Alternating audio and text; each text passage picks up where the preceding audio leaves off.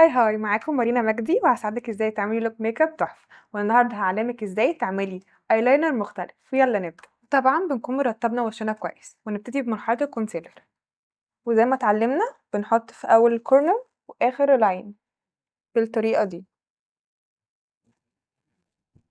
وهندمج بالبيوتي بلندر كده. بنطبطب بشويش خالص، ومبنجيش عند خط الرموش عشان ما يكلكعش مننا. والكونسيلر فاتح برضو بنحط اضاءات كده بسيطة هنا وهنا وفي القورة كده، وعند تحت العضمة شوية، وهنا برضو تحت العضمة شوية بالطريقة دي، وهنا عند البق كده بالطريقة دي. وهنسيبه برضو ثانيتين وهندمج بالبرش كده. انا ما بحبش احط فاونديشن في وشي، فبستكفى بس بالكونسيلر. وبعد ما خلصنا هنجيب لوز باودر، وزي ما اتفقنا ان احنا بنفضيه على ايدينا بالشكل ده. بعد كده نبتدي نثبت الكونسيلر بالطريقة دي. ثبتي بقى كل حاجة كل حاجة عشان ايه الشكل يبقى كويس. بعد كده هنعمل كونتورنج للمناخير، زي ما اتفقنا ان احنا بنعمل خط كده وخط كده بالطريقة دي، ونيجي عند المناخير من هنا كده هنعمل كده. ده هيبرزها ويبينها ان هي رفنطوعة. بعد كده هنعمل بس خط كونسيلر رفيع قوي تحت حاجبنا بالشكل ده، وهنا برضو نفس الحكاية بالشكل ده. بعد كده ببراش نضيفة هنعمل له دمج برضو بس لجوه بالشكل ده، وهنا كمان نفس الموضوع بالشكل ده. بعد كده هاخد لون انتقالي بيج وهبتدي احطه على الجفن كله.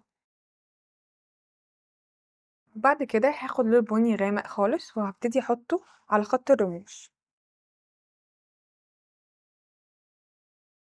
هطلع بيها شوية كني هعمل وينج، وهطلع بيه 7 لفوق كده بالطريقة دي، بس مش هطلع قوي. بعد كده بفلافي براش بتاعة الدمج هعمل برضو الطروف كده لجوه. بعد كده بفرشة فلات هعمل نفس الدرجات اللي فوق دي هعملها تحت، بس هبتدي بالغامق الأول احطه كده من تحت عيني، هحط بس لحد نص العين. بعد كده هاخد اللون الفاتح هحطه في أول العين. بعد كده هنحط كحل أسود جوه عينينا. يلا برضو هحطه في آخر الكورنر كده ولحد 3/4 العين مش كلها بالطريقة دي. وهاجي هنا عند الكورنر هحط فوق، هبص فوق كده وابتدي امشي القلم كده من جوه. يعني انا حطيت في الكورنر وفي اخر العين وفي النص كده فوقي بالطريقه دي.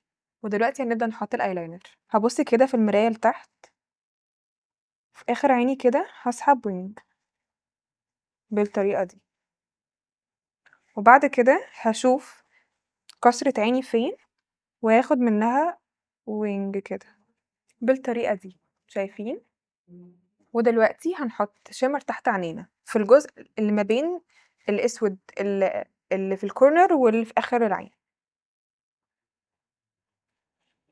ودلوقتي هنحط shimmer في الكورنر بس بالطريقة دي. ودلوقتي هنحط الماسكارا. طبعا الماسكارا بتظبط اللوك وبتوديه في حتة تانية خالص. كده كنا خلصنا العينين زي بعض. شايفين؟ بصوا خط الايلاينر تحفة ازاي وجديد. هو بجد تحفة تحفة تحفة. نبتدي دلوقتي نسرح رموشنا بالواكس، وبعد ما خلصنا هنبتدي نسرح حواجبنا بالواكس. بناخد حتة واكس صغيرة ونفضل نعمل كده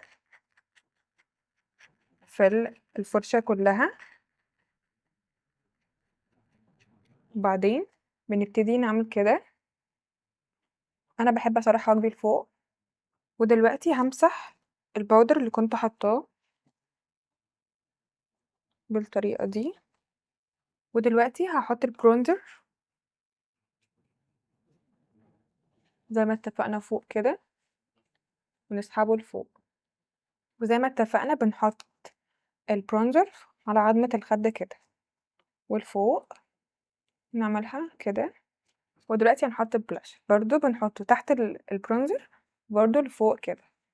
أنا باحب أعمل كده عشان يثبت أكتر بالطريقة دي. نيجي بقى لآخر تاتش شوية، الإضاءة هي الإضاءة، يعني corner العين.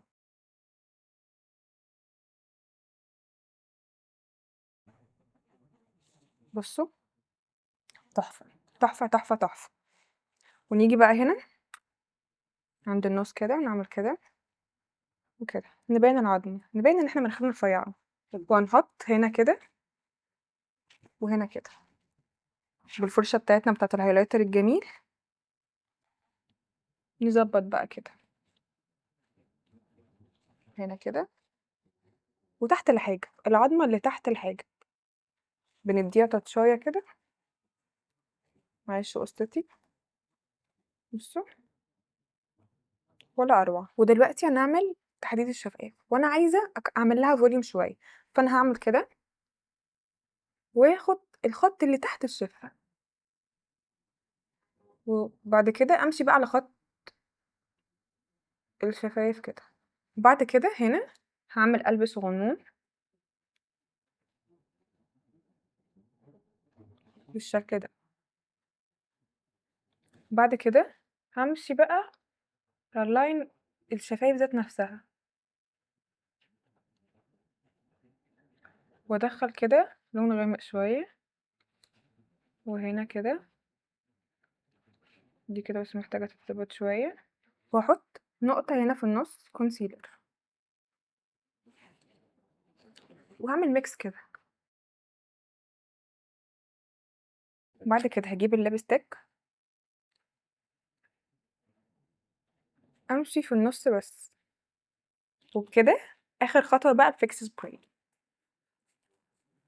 وبكده نكون خلصنا رسمة الايلاينر اللي انا قلتلكوا عليها، سهلة خالص وجديدة ومختلفة خالص عن كل ميك اب بنعمله. باي باي.